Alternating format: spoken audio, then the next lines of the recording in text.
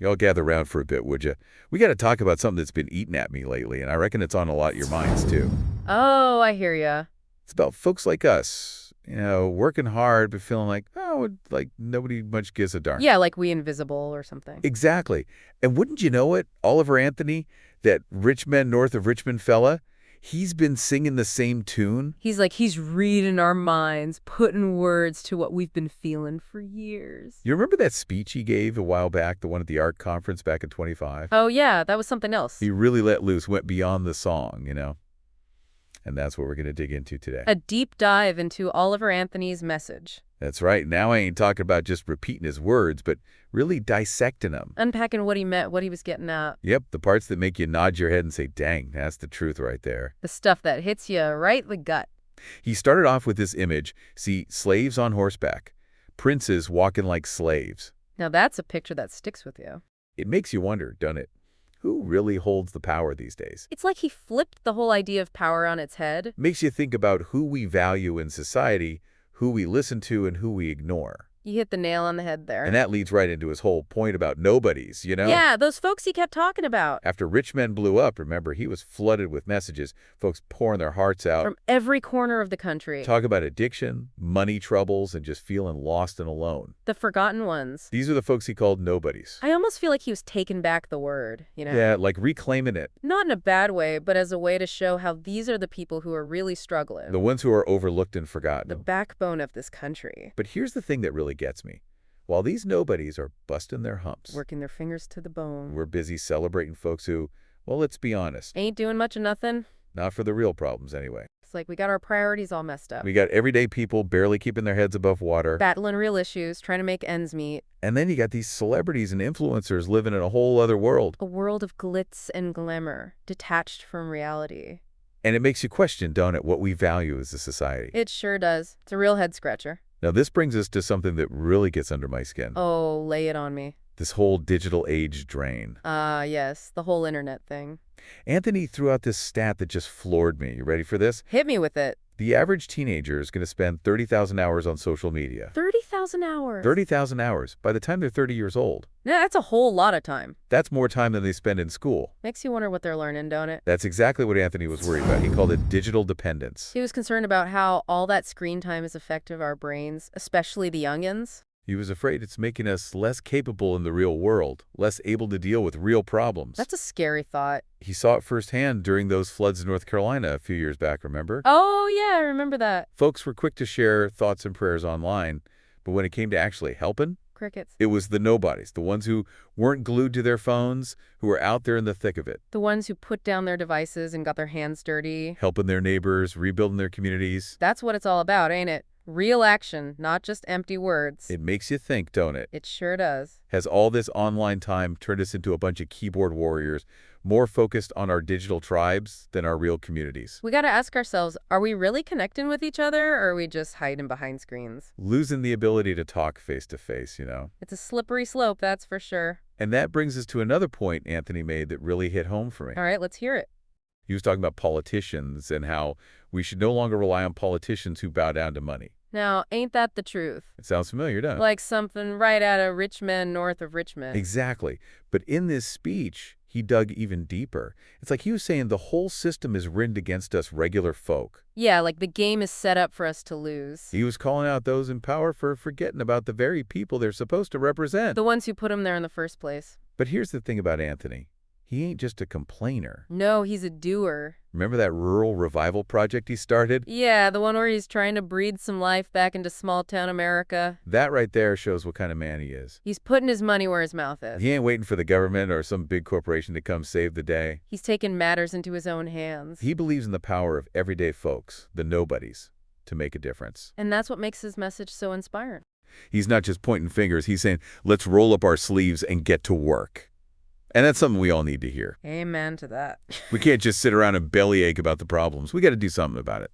It's one thing to talk about these nobodies, but hearing Anthony tell their stories, that's what really got me. Oh, yeah. What kind of stories? He said folks would start their messages to him with, hey, I'm a nobody, but...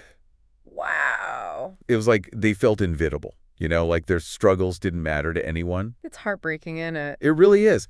And he really drove it home when he said something like, our fancy way of life is often carried on the backs of these folks who call themselves nobodies. Makes you stop and think.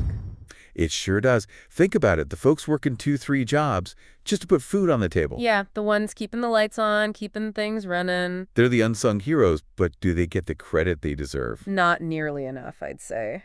And that's what gets me riled up. We're over here praising folks with more money than sense. While the ones who are truly making a difference are barely scraping by. It's a messed up system, that's for sure. Anthony's calling out that disconnect between the folks in power and the everyday folks who are struggling. It's like those at the top have forgotten where they came from, lost touch with reality. And speaking of losing touch with reality, we got to talk about this digital age thing. Oh yeah, Anthony had a lot to say about that. Remember that crazy statistic about teenagers spending 30,000 hours on social media? 30,000 hours. That's more time than some folks spend sleeping in their entire lives. It's mind-boggling, ain't it? Anthony called it digital dependence, and he was really worried about what it was doing to us. Me too, especially to the younger generation. Yeah, he was afraid it was making us less capable in the real world, less able to deal with real problems. Makes us soft, you know? He kept bringing up those floods in North Carolina. Remember how everybody was posting online, but when it came to actually helping out? It was the nobodies who stepped up. The ones who weren't glued to their phones, they were out there in the mud, helping their neighbors. That's the difference between virtual support and real action, ain't it? It sure is. It's easy to type out a message or share a post,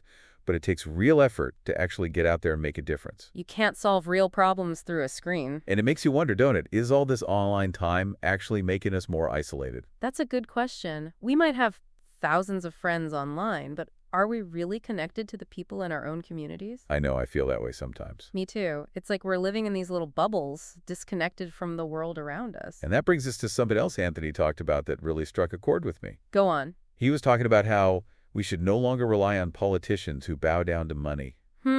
Sounds familiar. It's that same distrust of authority we heard in Men North of Richmond. But in the speech, he went a step further. Yeah, it's like he was saying the whole system is rigged against us regular folks. Like the game is designed for us to lose. And he's calling out the politicians, the ones who are supposed to represent us. The ones who are supposed to be working for us, not for their own wallets. But here's the thing that I really admire about Anthony. What's that? He ain't just complaining, he's actually doing something about it. Oh yeah, the Rural Revival Project, right? That's right, he's putting his money where his mouth is, trying to revitalize rural community. Empowering folks to take control of their own destiny. That's what I'm talking about. He's not waiting for someone else to come fix things. He's rolling up his sleeves and getting to work. It's inspiring, isn't it? It sure is. It's like he's saying, we don't have to be victims of circumstance, we can create our own future.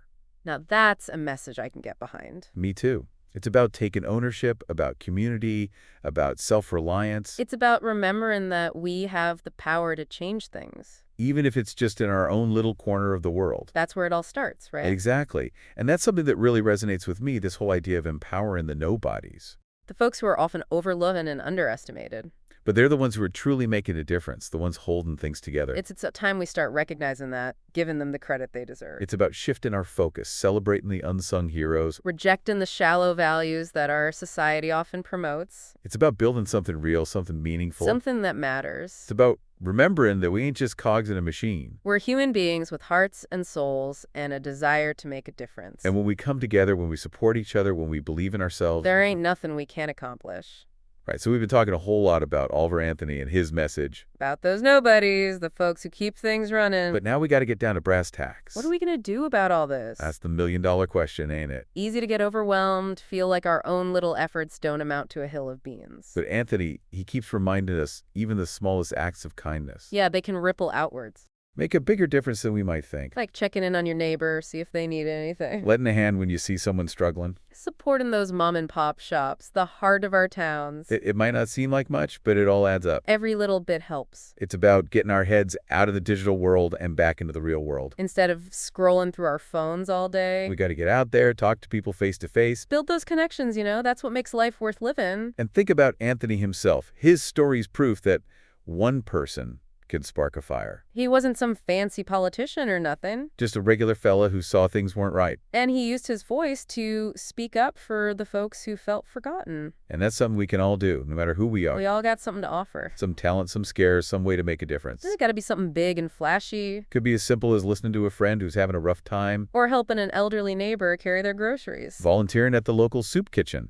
Every little bit counts, right? Absolutely. It's about taking responsibility for our own communities. Becoming the change we want to see. And remembering that we ain't powerless. We got a choice to make every day. Kindness over indifference, action over apathy, hope over despair. Anthony's message, it's a call action, a reminder that we're all in this together. It's a challenge to step up, get involved, make a difference. So y'all, as we wrap up this deep dive, let's remember what brought us here. Oliver Anthony's words, they struck a chord with millions. Because deep down, we all want to be part of something bigger than ourselves. To leave this world a little better than we found it. Won't let that fire die out, folks. Don't wait for someone else to fix things. Get out there and do something. That's right. Your community needs you. Your neighbors need you. This country needs you. We're all counting on you. Now go on and make us proud. We'll catch y'all next time on The Deep Dive.